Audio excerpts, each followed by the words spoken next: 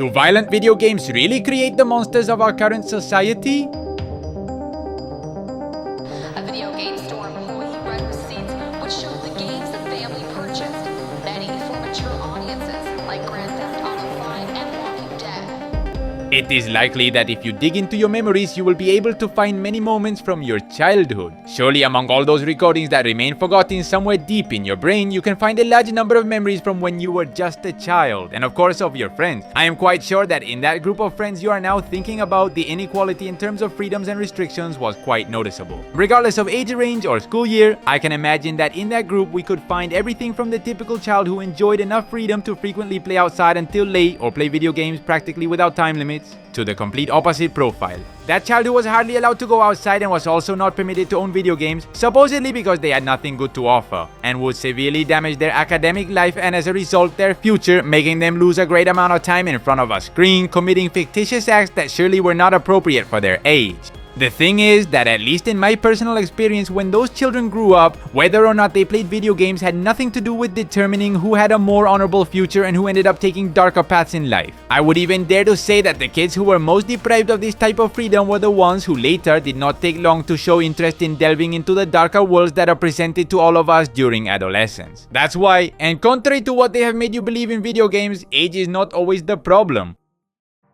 An 8-year-old boy murders his 90-year-old grandmother with a firearm. Investigators concluded that the child deliberately shot and killed Marie Smoot, who was declared dead at the crime scene, a trailer park in Slaughter, Louisiana. The boy initially claimed that he accidentally shot his grandmother while playing with a real gun, but the investigation ultimately determined that it was a homicide very possibly incited by a violent video game the child had been playing moments before. The authorities' statement read as follows: although the motive for the events is unknown, investigators have learned that shortly before the homicide occurred, the minor suspect was playing a PlayStation 3 video game, Grand Theft Auto 4, a realistic game that has been associated with promoting violence and rewards players for killing people. Unfortunately, in the world we live in, those simple words leave the video game as the main reason for this crime. In the eyes of the media, it becomes without a doubt the main culprit. But is it really an accident or a premeditated act? This young person will surely take many years to understand the consequences of his actions, and due to the minor's young age, he was exempt from all criminal responsibility and was returned to his parents.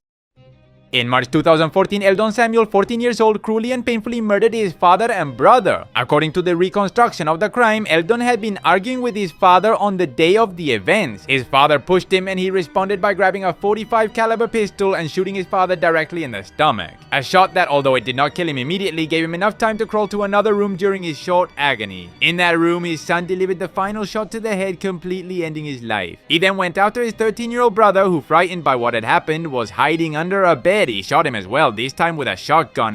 And if that wasn't enough, he finished him off using a knife and a machete. When asked about the reason that led him to commit such an atrocity, he said it was in self-defense. His father abused him and clarified that since his 13-year-old brother was diagnosed with autism, their mother had abandoned them, and their father began taking very strong painkillers that turned him into a completely different person, capable of harming his own children. Therefore, that argument was the final straw, where he ended his father's life supposedly in self-defense, and nevertheless also with the supposed origin of the problem in the family, his younger brother. To conclude his statement, he said some words that are what make this crime a part of this video. Eldon told the authorities that he was inspired by how the protagonist, Trevor Phillips from Grand Theft Auto 5, relieves his stress and solves his problems by shooting people. And although it has nothing to do with Grand Theft Auto, he also stated that the reason for the final shot to his father's head was to comply with the typical rule of kill and finish all, to prevent him from turning into a zombie. Two of the video games this boy consumed were Grand Theft Auto 5 and The Walking Dead. Eldon Samuel was convicted as an adult and sentenced to 20 years in prison.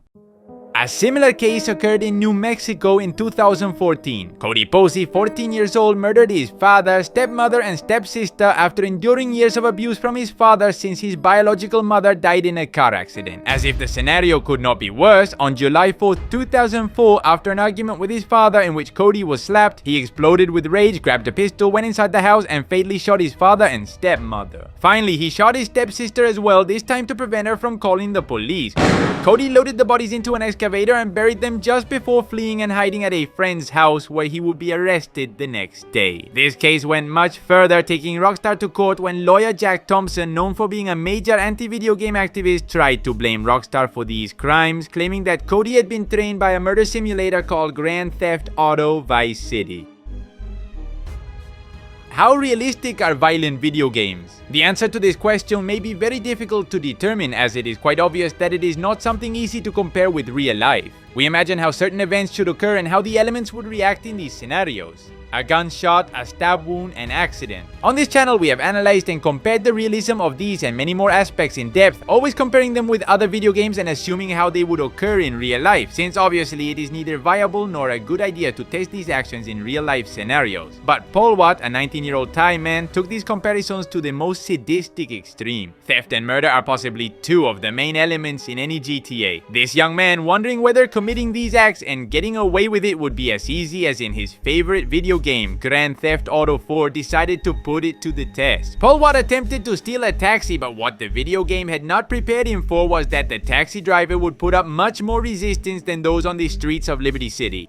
During the robbery, a struggle ensued in which the taxi driver was stabbed by the young man up to 10 times. After killing him, he began a getaway in the stolen taxi that ended with his arrest. During his statement, he directly pointed to the video game Grand Theft Auto 4 as the main reason for his actions. He also blamed his parents, who hardly gave him any money to play the game enough, thus pushing him to play it in real life. Even though any of the cases I have shared with you today may have sent shivers down your spine, this last murder is without a doubt the sickest case that could have been triggered by playing a Grand Theft Auto video game. So far we have mentioned impressionable minors, boys with serious family and social problems, but the individual who closes this video is directly a mentally ill person, someone disturbed who truly believed he was inside a video game world. June 2003, Alabama. The recent release, a month earlier, of a new video game in the young Grand Theft Auto saga was marking a before and after in the world of video games. The launch was a smash hit in stores, Rockstar broke all the records. Critics could not praise the work any higher. Everything was going very well. People were quietly enjoying Vice City and getting to know Tommy's story. But something was about to end very badly. An 18-year-old boy named Devin Moore became deeply obsessed with the newly released video game. The young man was so absorbed that he ended up going out into the street and stealing a vehicle in real life.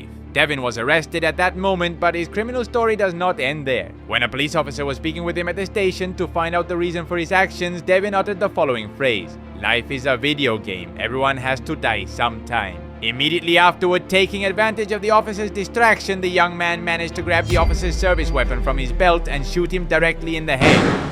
Devin then proceeded to leave the police station, killing anyone who got in his way, 2 more officers. He reached the parking lot, stole a patrol car, and began a getaway that soon turned into a chase and eventually ended with his arrest.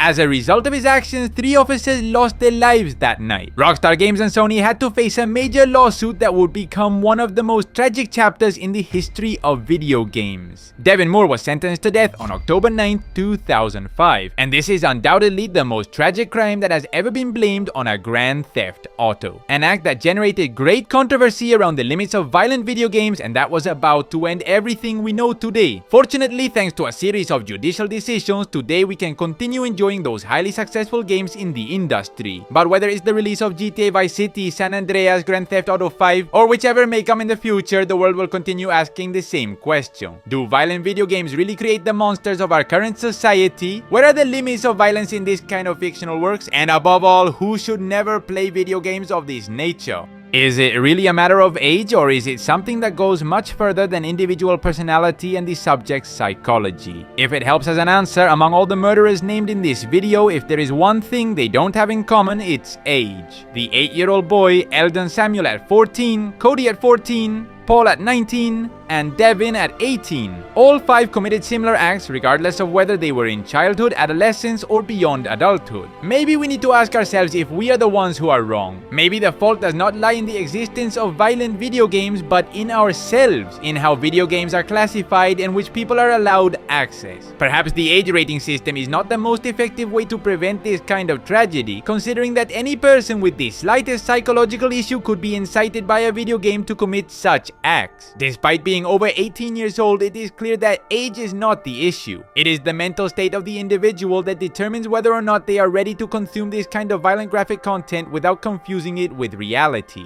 After all, no matter how young a person is, if a video game truly incites them to bring its actions into reality, sooner or later they will end up doing something bad. Maybe by preventing them from playing, you can avoid the video game being the trigger for committing that crime. But sooner or later, whether through a movie, a series, a piece of news, or a simple moment of stress, it will make that person explode. Because the sad truth is that the monster may or may not be inside you, and it is the elements around you that will eventually make it come out. Whether you're 8, 14 or 18 years old, because the problem is not the game, nor the age at which you play it. The problem is the person and what's inside their head. If you liked the video and would like me to talk more often about general topics related to the rest of the saga and not just GTA 6, leave a like, subscribe, and don't forget to comment your opinion about violent video games and their impact on today's society.